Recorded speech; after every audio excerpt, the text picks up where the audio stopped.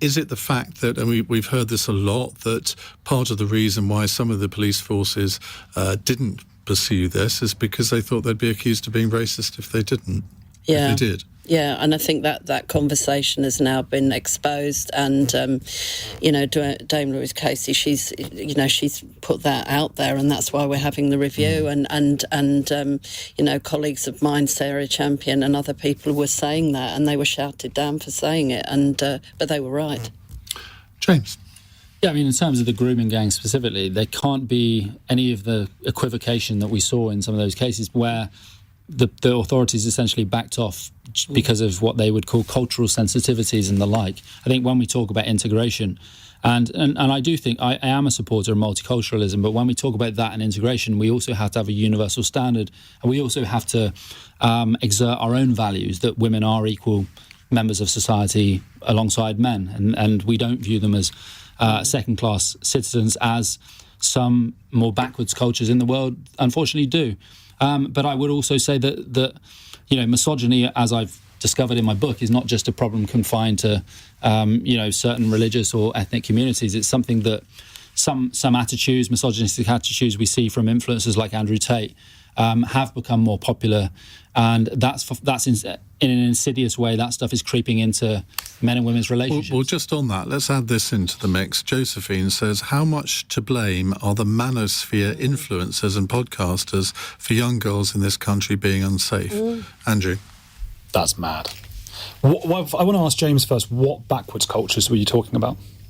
I mean, tribal cultures from parts of Pakistan, elements of Islam, interpretations of Islam. But again, I wouldn't say it's just that. I mean, we can look at the Catholic Church as well and say that women and boys have been horribly abused by that, but then I wouldn't go around blaming that on individual Catholics. So I think it's complicated, but I think it's the authorities have a duty to treat everyone as equal under the law and to pursue complaints regardless of so-called cultural sensitivities. Can I just say about the manosphere? Sorry. I want to hear from Andrew first. Yeah, sorry. Well, this was this whole thing around adolescence, this idea. I mean, and I do get that there are issues with the whole manosphere thing, but we have to think, I mean, why did Andrew Tate convert to Islam?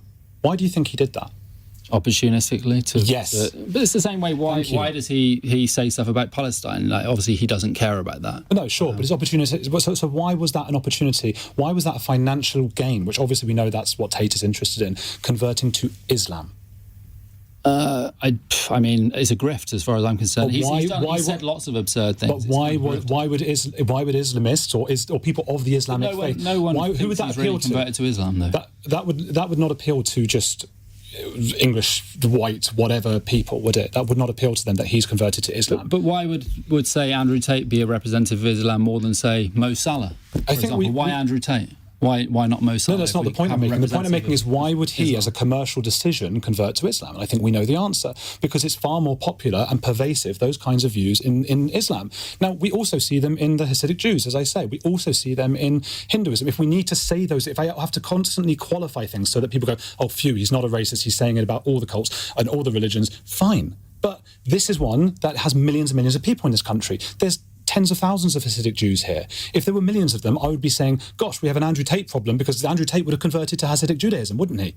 He's converted to Islam. So we can't keep saying, like, we're still doing it. But Andrew Tate's appeal isn't predominantly to Muslims. It's so 80% of 13 to 15-year-old boys have heard of Andrew Tate, and a quarter have a positive view of him. And that's mostly kind of white English boys. It's a broad spread, basically. Right, we're running out of time. I'm going to hear from Alison. Yeah, thank you. If I just come in quickly, I think it was Josephine asked this question by text, and we haven't mentioned it, and I hope I'm all right to mention this but there is a point about the manosphere and girls feeling unsafe and Andrew Tate. We've not mentioned the horrific rise of pornography. Let's not forget that these poor girls, these victims, were just used by men as sexual objects. So the rise in pornography online and Andrew Tate talking about women and girls as just objects to be used as property is part of it, and it is used by influence and podcasters. The lesson from all of this, that you've even said this, the lesson was to stop worrying about being called racist for criticising a belief system.